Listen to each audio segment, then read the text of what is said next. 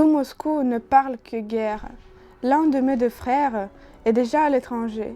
L'autre est avec la garde qui se met à marcher vers la frontière.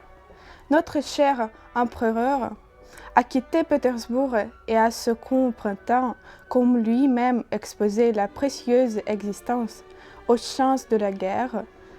Dieu veuille que le monstre corsican qui détruit le repos de l'Europe soit terrassé par l'ange qui le Tout-Puissant, dans sa miséricorde, nous a donné pour souverain.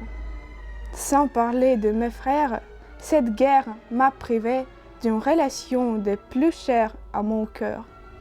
Je parle de Jean-Nicolas Rostov, qui avec son enthousiasme n'a pu supporter l'inaction et a quitté l'université pour aller s'enrôler dans l'armée. Eh bien, ma chère Marie, je vous avouerai que malgré son extrême jeunesse, son départ pour l'armée a été un grand chargeant pour moi. Le jeune homme dont je vous parlais cet été a tant de noblesse, de véritable jeunesse, qu'on rencontre si rarement dans le siècle où nous vivons, parmi nos vieillards de 20 ans. Il a surtout tant de franchise et de cœur. Il est tellement pur et poétique que mes relations avec lui, quelque passagères qu'elles fussent, ont été l'un des plus douces jeunesses de mon pauvre cœur qui a déjà tant souffert. Je vous rencontrai un jour nos adieux et tout ce qui se dit en partant. Tout cela est encore trop frais. Ah, chère amie, vous êtes heureuse de ne pas connaître cette jeunesse et ces peines si poignants. Vous êtes heureuse puisque les dernières sont ordinairement les plus fortes. Je sais fort bien que le comte Nicolas est trop jeune pour pouvoir jamais devenir pour moi quelque chose de plus qu'un ami, mais cette douce amitié, ces relations si poétiques et si pures en étaient un besoin pour mon cœur. Mais n'y parlons plus, la grande nouvelle du jour qui occupe tout Moscou est la mort du vieux comte Bezourov et son héritage. Figurez-vous que les 3 princesses n'ont reçu que très peu de choses, le prince Basile rien, et que c'est Monsieur Pierre qui a tout hérité et qui par-dessus le marché a été reconnu pour fils légitime.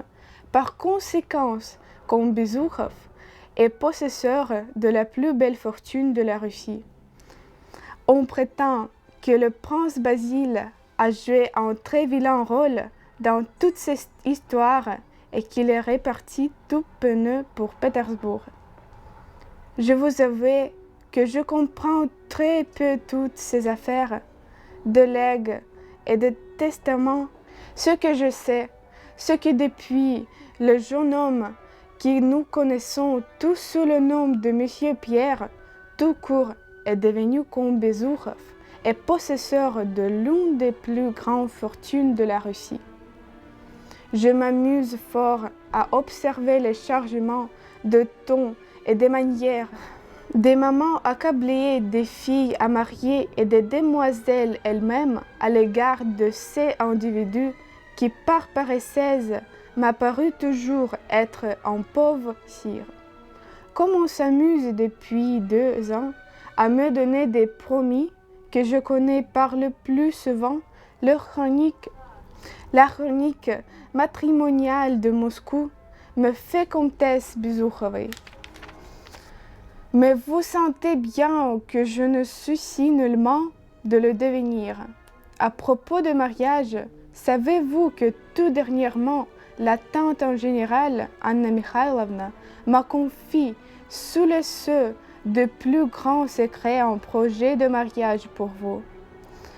Ce n'est ni plus ni moins que le fils du prince Basile, Anatole, qu'on voudra arranger en le mariage à une personne riche et distinguée. Et c'est sur vous qui tombait le chaud des parents. Je ne sais comment vous envisagerez la chose, mais j'ai cru de mon devoir de vous en avertir. On le dit très beau et très mauvais sujet. C'est tout ce que je puis savoir sur son compte. Mais assez de bavardage comme cela, je finis ma seconde feuillette et maman me fait chercher pour aller dîner chez les Apraxines. Lisez le livre mystique que je vous envoie et qui fait fureur chez nous. Qu'il y ait des choses dans ce livre difficile à l'attendre avec la faible conception humaine. C'est un livre admirable dont la lecture calme et élève l'âme. Ô Dieu, mes respects à Monsieur votre Père et mes compliments à Mademoiselle Bourienne. Je vous embrasse comme je vous aime. Post-scriptum, donnez-moi des nouvelles de votre frère et de sa charmante petite femme.